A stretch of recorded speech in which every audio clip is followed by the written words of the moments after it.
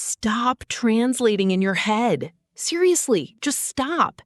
If you've been studying English for years, but the moment a native speaker looks you in the eye, your mind goes completely blank, this video is your wake-up call. It's not because your vocabulary is weak, and it's definitely not because you're not smart enough. It's because your daily routine is actually training your brain to freeze. Today, we're throwing out the boring textbook methods and replacing them with a simple, high-energy routine that can turn you from a silent translator into a confident English speaker. We've created a daily blueprint that takes less than 30 minutes, but it can completely change the way your brain processes English. And make sure you stay until the end, because Speaker 2 is going to reveal a surprising no-phone habit that completely eliminated his language fatigue and saved him hours of mindless scrolling. Trust me, that one habit changed everything. But first, let's talk about why speaking English feels so slow. Imagine you see a cup of coffee. Your brain sees the object, finds the word in your native language, translates it into English, and only then says coffee. That's like trying to run a marathon while wearing heavy winter boots. We need to kick those boots off. We want a direct, lightning-fast connection between what you see and what you say. No middleman, no translating. And that connection starts the moment you wake up. Most people make the same mistake every morning. The alarm goes off, they hit snooze 5 times, then spend 30 minutes scrolling through social media before they even get out of bed. Exactly. Before you've even started your day, you filled your brain with other people's thoughts. Instead, try this simple 2-minute morning ritual. Before you touch your phone, before you read a single message, and before your brain switches into your native language, spend 2 minutes thinking only in English. It's incredibly easy. Just plan your day using simple sentences, like, today is Wednesday. I have a meeting at 10. I want eggs for breakfast. That's it. You're warming up your brain before the day begins. You're telling yourself, today, we're thinking in English. Do this every morning, and you'll be amazed at how quickly your inner translator starts disappearing. Once you're out of bed, it's time for phase 2, building speaking muscle memory. Most English learners spend hours reading or writing silently, but speaking is a physical skill. If you want to play tennis, you don't just read books about tennis, you pick up the racket and practice. That's exactly what shadowing does. Shadowing is simple but incredibly effective. Listen to a podcast like ours, or any real English conversation, and repeat every word out loud at the exact same time as the speaker. Stay as close to them as a shadow. Here's the mistake almost everyone makes. Don't obsess over perfect grammar or perfect pronunciation. If you're constantly thinking about grammar rules while speaking, you'll sound slow, robotic, and unnatural. Instead, focus on the music of English. Copy the rhythm, the stress, the pauses, the emotion, even the laughter. If the speaker sounds excited, sound excited. If they whisper, whisper. If they sigh, sigh with them. This trains your mouth, tongue, and vocal cords to move naturally in English. Just 10 minutes of shadowing every day can dramatically improve how smooth and confident you sound. Before we continue, we have a quick challenge for everyone watching. If you're enjoying this high-energy way of learning English, hit the subscribe button and give this video a thumbs up. It helps us reach even more English learners around the world. And here's today's challenge. If you're committed to becoming fluent, leave a comment with the word unstoppable. We can't wait to see how many future fluent speakers are watching today. Let's keep going. Love that. Now let's move on to phase 3, and this is where things get really fun. Instead of treating English like homework, you're going to make it part of your everyday life. You don't need to spend 3 hours sitting at a desk memorizing vocabulary. In fact, that's one of the fastest ways to get bored and give up. Your everyday life is the best English classroom you'll ever have. Start becoming the narrator of your own life. Whenever you're alone, describe what you're doing out loud. Making your morning coffee? Don't stay silent. Say things like, I'm making coffee. The water is hot. I need a spoon. Exactly. Sure, you might feel a little silly talking to your kitchen cabinets, but who cares? You're teaching your brain to connect English directly with real actions instead of translating every sentence. And once you leave the house, it's time for our favorite exercise, the what if game. Whether you're waiting for the bus or standing in line at the grocery store, imagine short conversations with the people around you. For example, you notice someone walking an adorable dog in the park. Think to yourself, what if I walked over and said, "What a cute dog. What's his name?"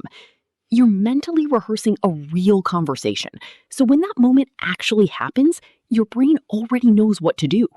Suddenly, the world becomes your English playground instead of your English exam.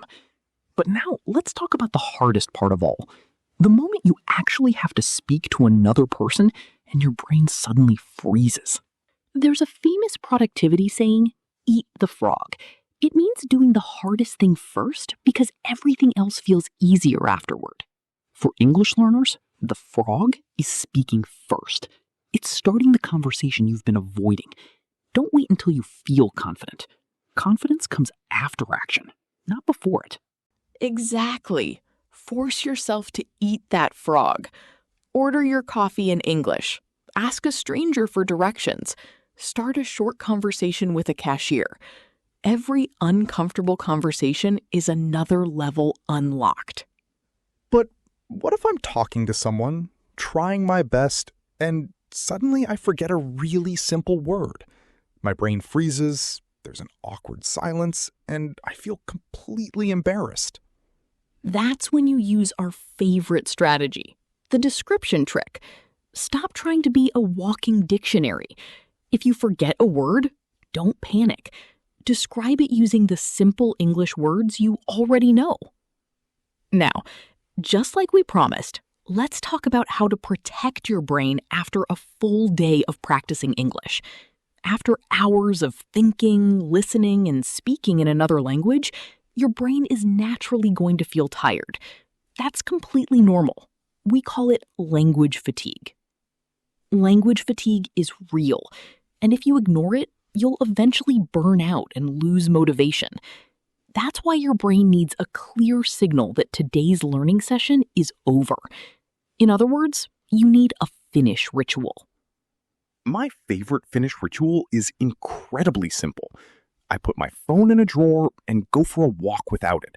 No buzzing notifications, no endless scrolling, no distractions. Just me and the world around me.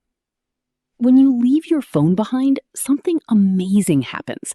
You actually notice the trees, the sky, the birds, and the people around you instead of staring at a screen. More importantly, you give your brain the quiet space it needs to absorb everything you practiced throughout the day.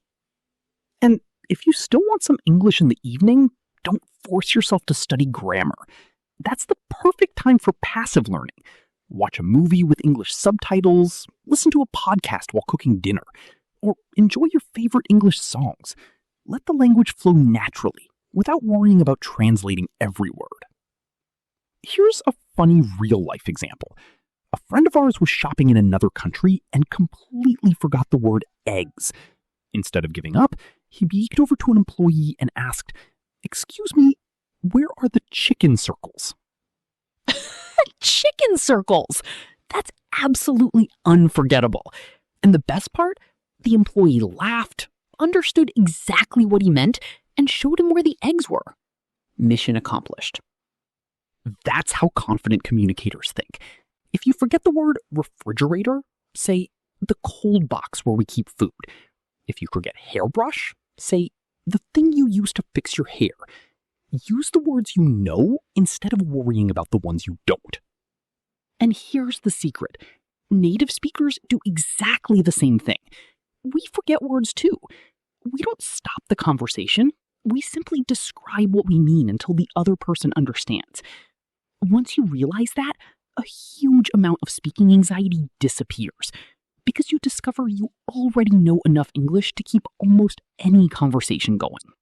Now, just like we promised, let's talk about how to protect your brain after a full day of practicing English. After hours of thinking, listening, and speaking in another language, your brain is naturally going to feel tired. That's completely normal. We call it language fatigue. Language fatigue is real, and if you ignore it, you'll eventually burn out and lose motivation. That's why your brain needs a clear signal that today's learning session is over. In other words, you need a finish ritual. My favorite finish ritual is incredibly simple. I put my phone in a drawer and go for a walk without it. No buzzing notifications, no endless scrolling, no distractions, just me and the world around me. When you leave your phone behind, something amazing happens. You actually notice the trees, the sky, the birds, and the people around you instead of staring at a screen. More importantly, you give your brain the quiet space it needs to absorb everything you practice throughout the day. And if you still want some English in the evening, don't force yourself to study grammar. That's the perfect time for passive learning. Watch a movie with English subtitles, listen to a podcast while cooking dinner, or enjoy your favorite English songs. Let the language flow naturally without worrying about translating every word. So let's put everything together. Here's your complete daily routine for becoming a confident English speaker. Step 1.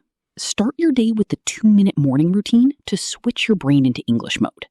Step 2. Spend 10 minutes shadowing real English speakers to master rhythm, pronunciation, and natural speech. Step 3. Narrate your daily life out loud to build a direct connection between your thoughts and spoken English. Step 4. Eat the frog. Start real conversations whenever you can. And whenever you forget a word, use the description trick instead of phrasing. Step 5. End your day with a relaxing finish ritual to recover from language fatigue and prepare your brain for tomorrow. Stop waiting for the perfect moment.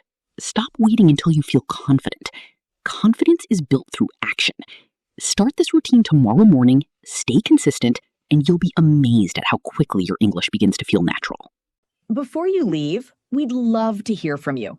Tell us in the comments, what's the biggest obstacle stopping you from practicing English every day? Is it social media, a busy schedule, or is it simply the fear of making mistakes?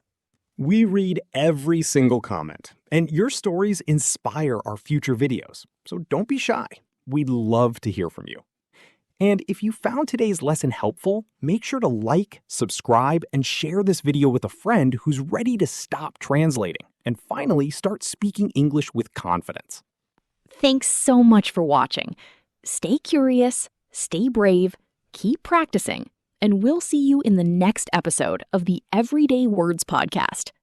Take care and happy learning. Bye.